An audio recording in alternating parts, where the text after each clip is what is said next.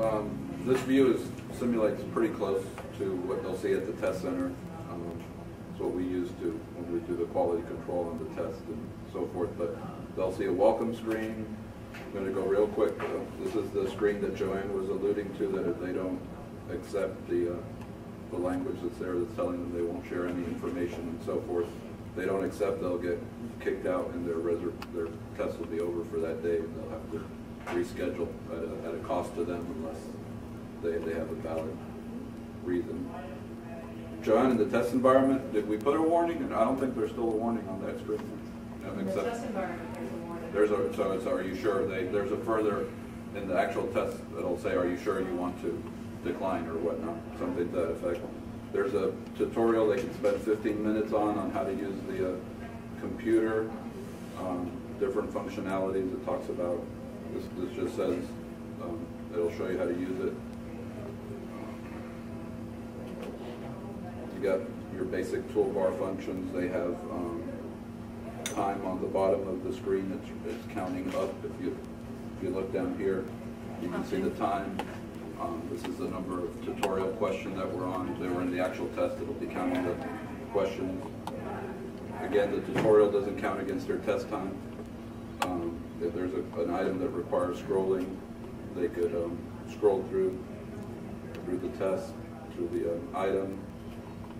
You can select your answer with either the mouse, the letters, and I believe once you select it, you can also use your nope, at least not in this version, but I think you can use the arrow keys at the test center as well.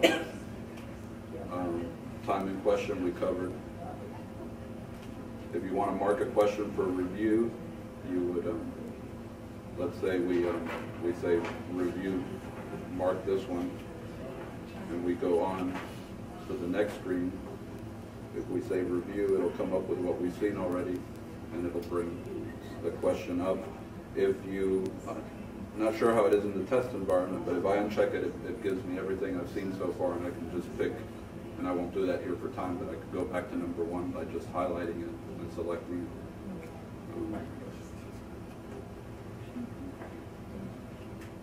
it. I don't think I have translations built in here. We haven't talked about that, but the exam will still be, to those that requested, be offered in Spanish. Let me see if I have it built in here. I might. Yep, you can toggle between languages. Same thing on the test questions. They can see the English or Spanish. But only candidates that request their test in Spanish will have that ability to go back and forth. You have a split screen. You can move your lines. So that's important. And we've had in our broker exam has cases at the end where they have to answer five. They have to do a reconciliation and do their calculations and answer that.